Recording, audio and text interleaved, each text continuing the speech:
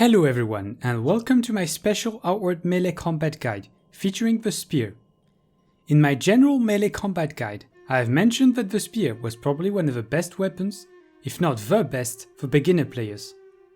It has a very distinct playstyle that make it pretty easy to overcome most obstacles, but it is also very different to most melee weapons. In this video, I will try to teach you how to properly use your spear.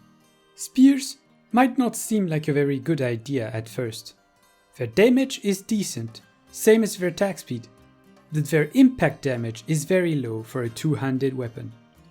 However, they have an advantage that does not show in the stats. Reach. Spears are long, and all the gameplay of a spear is about staying far enough to hit your enemies while being out of their reach at the same time. The spear combos are pretty simple. 3 normal hits just make you slightly move forward. 1 normal hit and 1 special allow you to retreat safely, and 2 normal hits and 1 special is your offensive combo. The 1 special combo allows you to extend your reach even more for a powerful thrust. The spear's unique skill is Simeon's Gambit. You can get it for free from Burak if you talk to him before leaving Siasu and you have a spear equipped, or you can buy it later to Simeon, the King of Levant. The spear is one of the few melee weapons that has a parry skill as default, allowing it for the very powerful triple parry combo. You can get a decent spear by picking up the pitchfork behind this house, but the fishing harpoon is also considered a spear. To play the spear effectively, you need to maintain some distance between you and your enemy at all time. Try to fight in open spaces where you can walk and roll backwards to maintain a safe distance. The ideal thing is to stay close enough not to trigger the enemy's charge attack, but far enough for them to lower their guards while they move forward. If your spear is long enough, you can freely attack enemies, even those who have long weapons like halberds.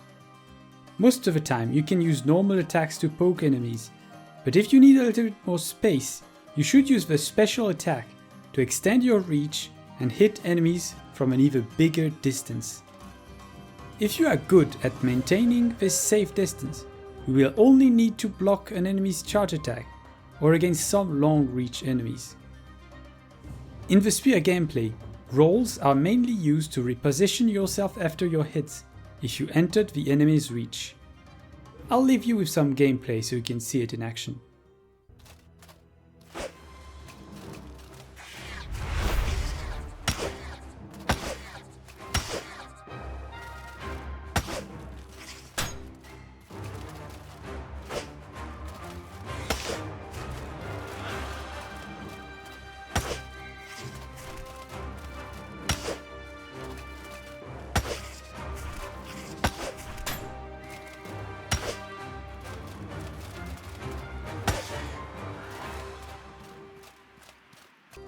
A good spear is a long spear, though damage is always an interesting thing. I would recommend some less damaging but longer spears for beginners. The Gold Edge spear is pretty easy to obtain, has some decent damage and a good reach. You will have to travel to the Hallowed Marsh to craft this one. I personally love the Marble spear since it has a very long reach and looks incredible, but it is unfortunately not very easy to obtain, as it only drops from Enmerka Forest ornate chests, or can be bought sometimes from the weaponsmith in Harmathan. The Queen of Spears is definitely the old Legion spear.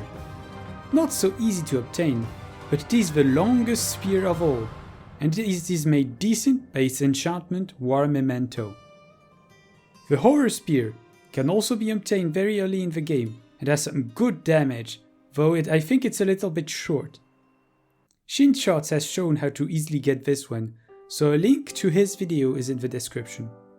A spear is a pretty underestimated weapon in general, but throughout history she has definitely been the queen of battlefields, as it was easy to produce and to use. Outward follow the same rules. It is very strong and requires very little training to use properly. I hope you found this guide useful. If you did, do not hesitate to subscribe as more outward guides are coming. I'll see you all. Bye.